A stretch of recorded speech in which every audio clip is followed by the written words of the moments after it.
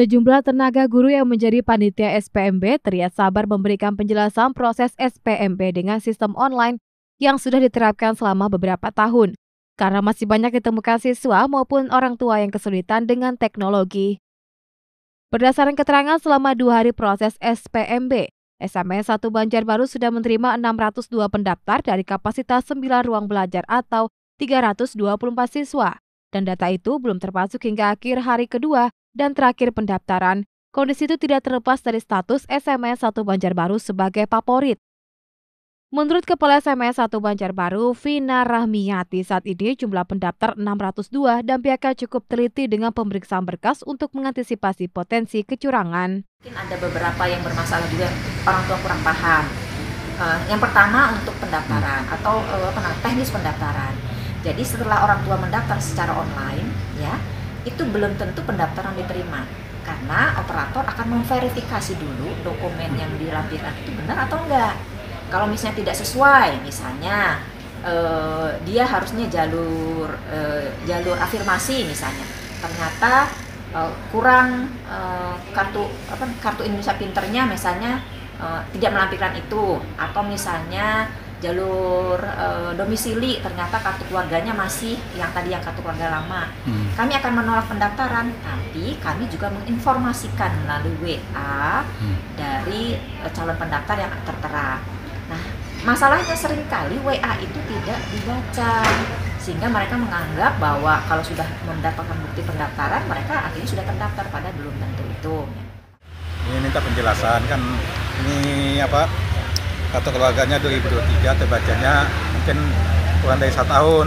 Oh gitu. Ya, terbacanya 1 tahun, jadi ditolak. Sebenarnya 2023 nih? 2023 ya. Itu pergantian ini bukan karena pindah, bukan. Karena orang tuanya istri saya meninggal, termasuk kan ganti ini kartu keluarganya. Ganti, istilahnya kan 2 tahun yang lalu meninggal kan, jadi ganti ini.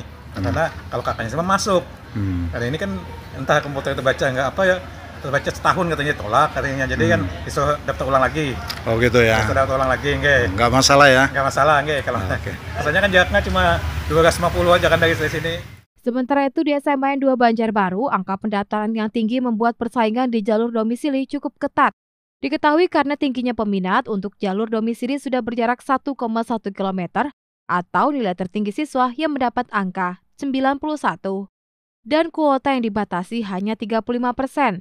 Jadi untuk sampai saat ini untuk jalur domisili itu memang udah ya kita atur jarak aja ya. Jadi jarak yang terjauh itu 1,1 jarak yang terjauh.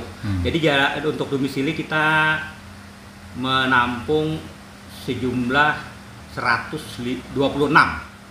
Jadi 126 itu jarak terjauhnya 1,1. Nah, untuk domisili. Kemudian untuk prestasi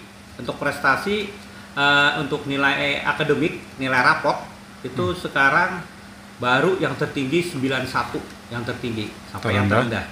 Tapi kan ini baru hari kedua siang. Jadi 91.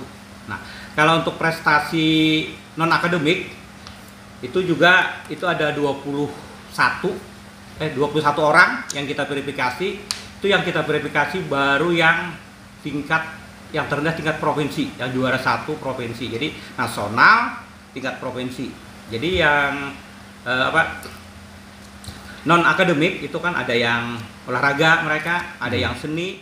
Diketahui memasuki hari kedua, di SMA 2 Banjarbaru jumlah calon siswa yang mendaftar terdata sudah lebih dari 500 orang.